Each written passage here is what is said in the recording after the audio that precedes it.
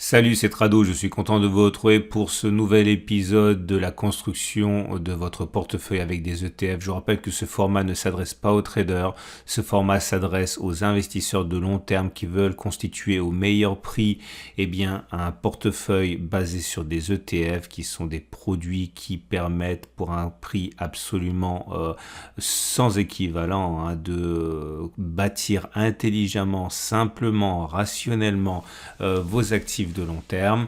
Je vous rappelle que cela repose sur des éléments multiples. Le premier, c'est que on a ici une stratégie de type cœur satellite, c'est-à-dire pour les plus novices d'entre vous, on achète quelque chose de central qui va faire le cœur ou le corps en anglais de votre portefeuille. Il peut s'agir de plusieurs choses, mais en tout cas c'est l'esprit de votre portefeuille. Et ensuite on va compléter avec des poches particulières.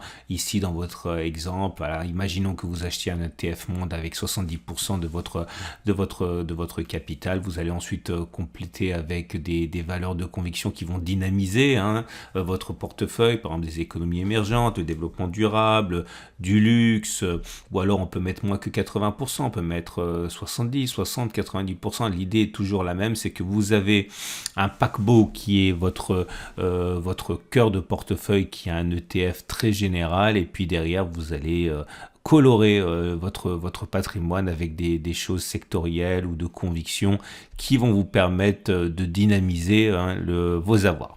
Voilà. Cela étant dit, je vous rappelle pour terminer que ça repose sur l'accumulation rationnelle, qui est la méthode que j'ai mise en place pour améliorer la stratégie dite de DCA, Dollar Cost Averaging, qui consiste à acheter tous les mois, investir la même chose, la même somme tous les mois. J'ai trouvé qu'on pouvait faire mieux que ça, donc c'est en ce sens qu'il y a des écarts par rapport à la DCA, mais globalement c'est le même principe, celui d'une accumulation progressive, mais au lieu de le faire à intervalles fixes, on le fait sur des niveaux intéressants.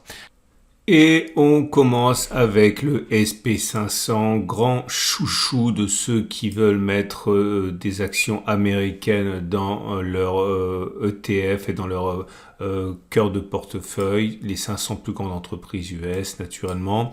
La bonne nouvelle sur le SP500, c'est que nous venons d'assister à un croisement M50-M200, autrement appelé la croix dorée. La croix dorée qui généralement est suivie pour ceux qui cherchent un signal de long terme positif, signal qui ne fonctionne pas tout le temps, mais comme vous pouvez voir, la précédente fois que l'on a eu ce croisement M50-200, les effets ont été vraiment impressionnants. Tout comme la fois d'avant, avec des effets quand même moins importants, mais des effets quand même qui ne peuvent pas être niés. Ou encore la fois précédente, alors je vais remonter un petit peu dans le temps pour qu'on voit mieux, mais il faut comprendre que effectivement, c'est un signal qui est plutôt cultissime, vous voyez ici encore la hausse qu'on a eu après, et donc à partir de là on ne peut absolument pas éluder la présence d'un signal positif pour le moyen long terme. Nous ne sommes plus en zone d'accumulation rationnelle depuis un moment. On en a de nouvelles, des zones d'accumulation rationnelle. Je pense que les 4000, 3950 ici et les 3853, 3800 peuvent être considérés comme des zones intéressantes.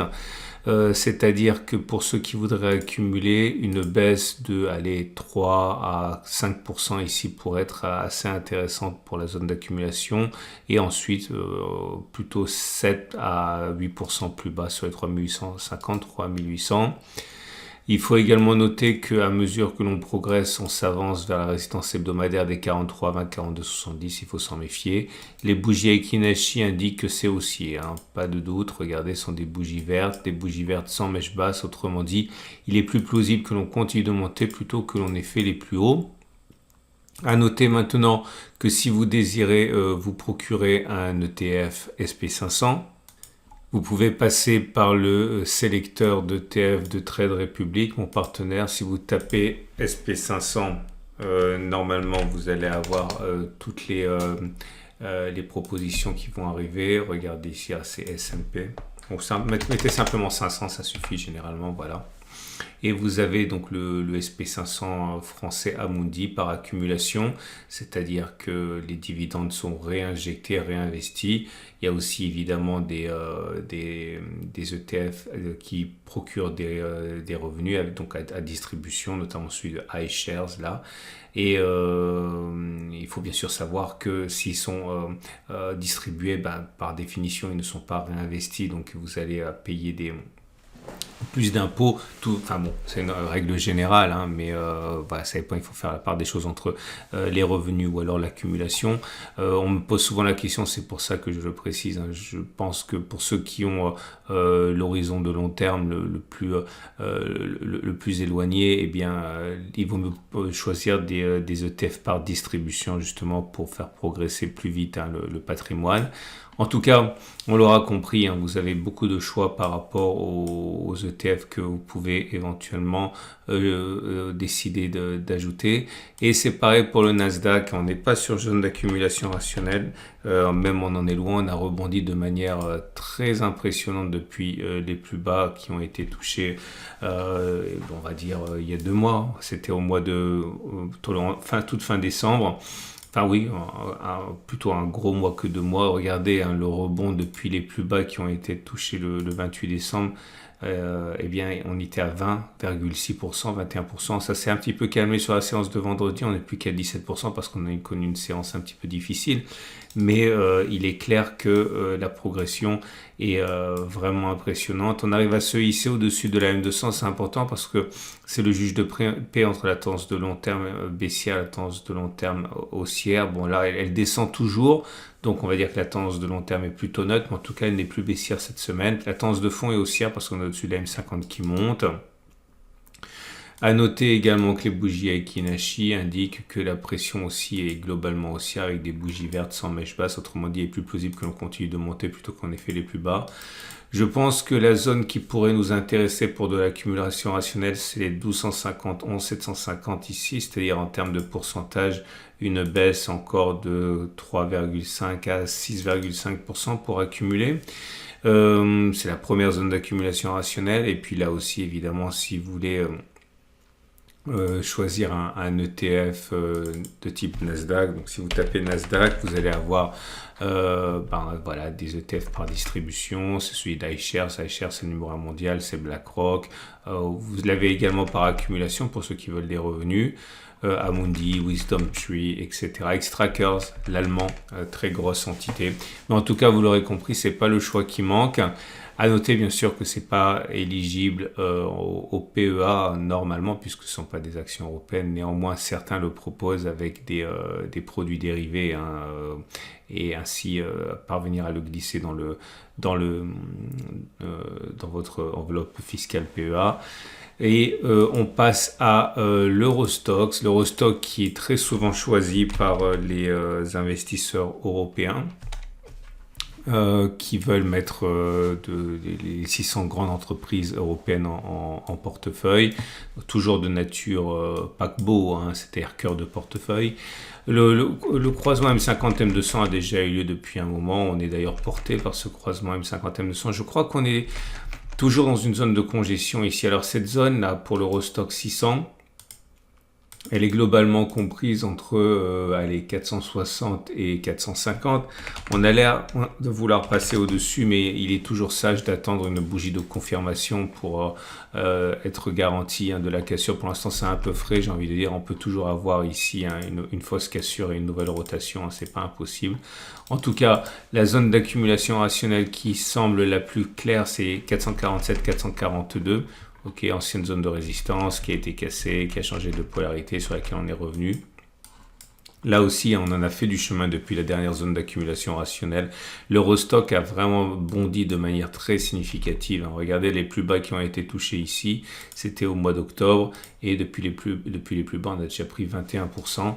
Donc là aussi, il n'y a pas matière à se précipiter pour accumuler si vous l'avez déjà fait ici. Je considère, je le répète, que la prochaine zone d'accumulation rationnelle, c'est 447-442, donc 3,6, 4% plus bas.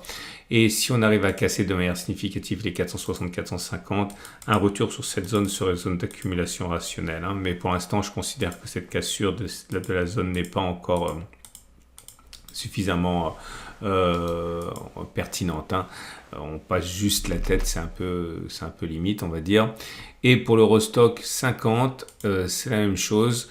On est dans une situation où le rebond a été très violent depuis la zone d'accumulation rationnelle qui a été touchée en octobre.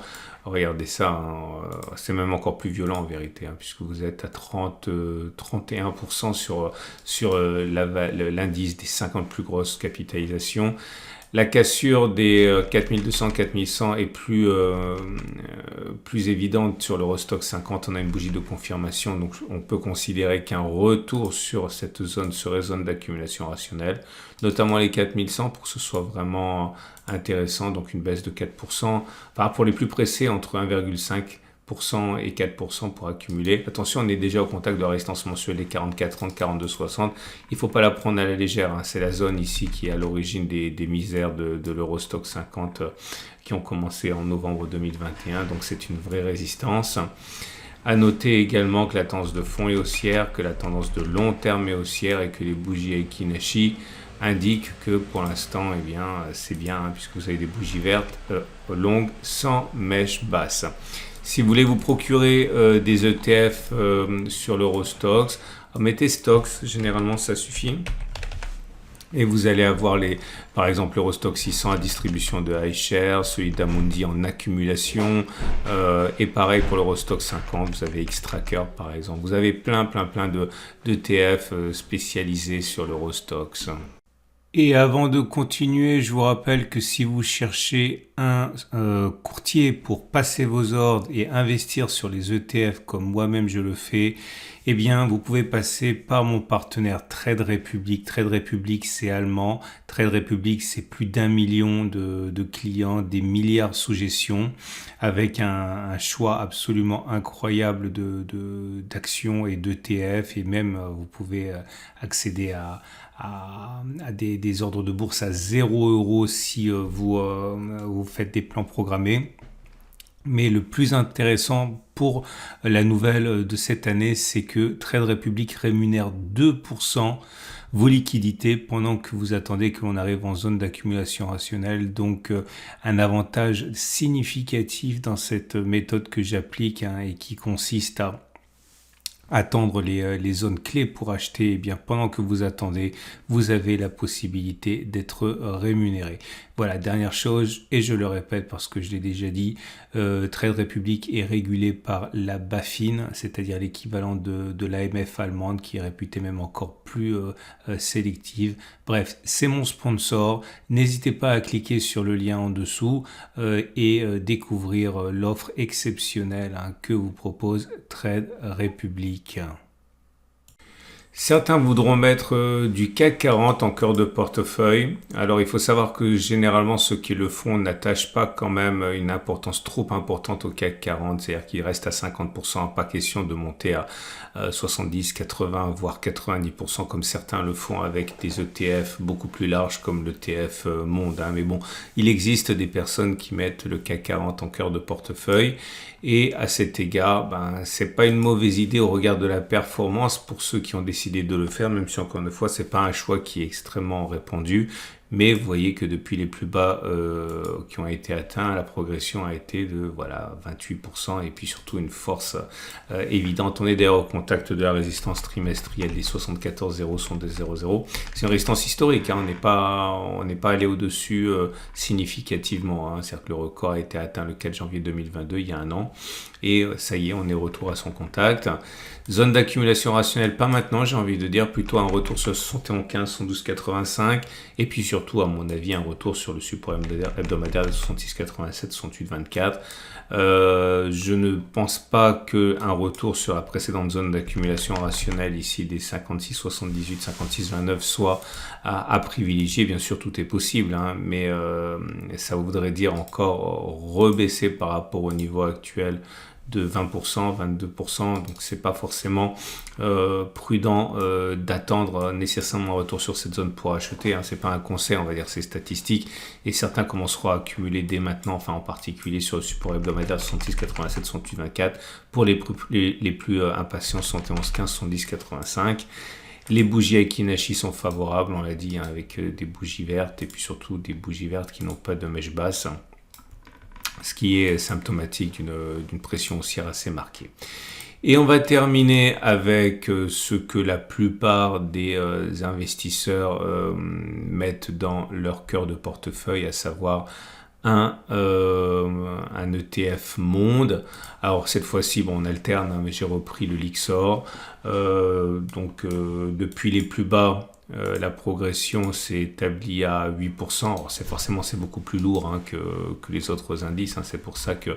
Ah non, je dis des bêtises. Depuis les plus bas, on a pris 10% et on est par rapport au sommet actuellement, ça se négocie 6 ou 7% de mémoire. Ouais, 6% en dessous des précédents plus hauts. Donc on est toujours dans une situation assez favorable pour ceux qui veulent investir pour le long terme.